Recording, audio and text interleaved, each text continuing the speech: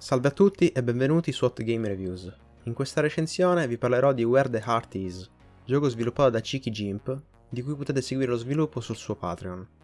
Durante la storia seguiremo le vicende di un ragazzo che dopo la morte della madre andrà a vivere col padre e la sua nuova compagna. Ma dopo la morte di quest'ultimo, il protagonista andrà a visitare Monica, la migliore amica della madre. Qui rivedrà anche le figlie della donna, che non vedeva più dall'infanzia. E da questo momento inizierà la nostra storia, che ci porterà a far conoscenza sia di Monica e sia di tutti i personaggi che nel frattempo incontreremo. Per quanto riguarda il gameplay, il gioco è una classica visual novel, ed oltre ai numerosi dialoghi che ci faranno entrare in relazione con i personaggi della storia, ci saranno anche un elevato numero di scelte da compiere. Infatti quasi ogni opzione di dialogo che sceglieremo servirà ad assegnare punti in relazione ad un determinato personaggio. Ed arrivati a un certo punto della storia, se avremo raggiunto un certo punteggio, ci sarà permesso di avanzare in uno stadio successivo del rapporto. Essendo il gioco suddiviso in capitoli, alla fine di ognuno di questi ci sarà fornito un resoconto di tutte le scelte che avremo fatto, anche se questo può essere visionato in qualsiasi momento nel menu. Per quanto riguarda le relazioni con i personaggi, il gioco è un harem game, quindi sarà possibile intraprendere più relazioni contemporaneamente, e per ogni personaggio ci verrà chiesto se abbiamo intenzione di continuare la storia o interromperla, in caso non fossimo interessati.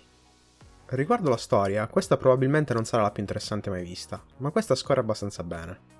Inizialmente questa parte è come la più classica delle visual novel, ma man mano che la storia prosegue, questa aggiunge piccoli elementi di trama, che comunque aumentano l'interesse nel capire come proseguirà. Parlando adesso dei personaggi, questi oltre che essere molti, sono tutti ben caratterizzati.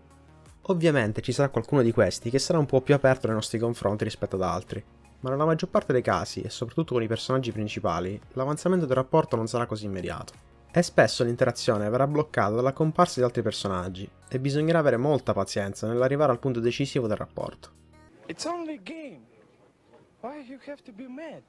Adesso per quanto riguarda il render, ho trovato questo ben fatto, ma c'è da dire che nelle prime ore di gioco questo è di qualità inferiore, per poi migliorare andando avanti nei capitoli. La stessa cosa si può dire di alcuni modelli, che ad un certo punto del gameplay questi hanno un miglioramento estetico, di cui a mio parere avevano un gran bisogno.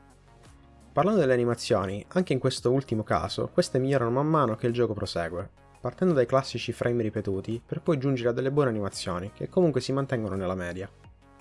Adesso elencherò i pregi e i difetti che ho riscontrato durante il gameplay. Con i pregi inizio con la storia, che ho trovato piacevole da seguire. Il numero dei personaggi, che sono molti e tutti diversi. La caratterizzazione, che ho trovato ben fatta. Il render, di buon livello. E le animazioni, che anche se bisogna aspettare per vederle, sono comunque abbastanza buone. Invece, parlando dei difetti, inizio con nessuna musica. Questa assente per tutto il gioco. Il riciclo. Molti render ed alcune animazioni si ripetono diverse volte, e danno quella sensazione di già visto. E per ultimo, interruzioni. Accade molto spesso che durante alcuni rapporti con i personaggi, l'azione venga interrotta per qualsiasi motivo, e questa alla lunga innervosisce.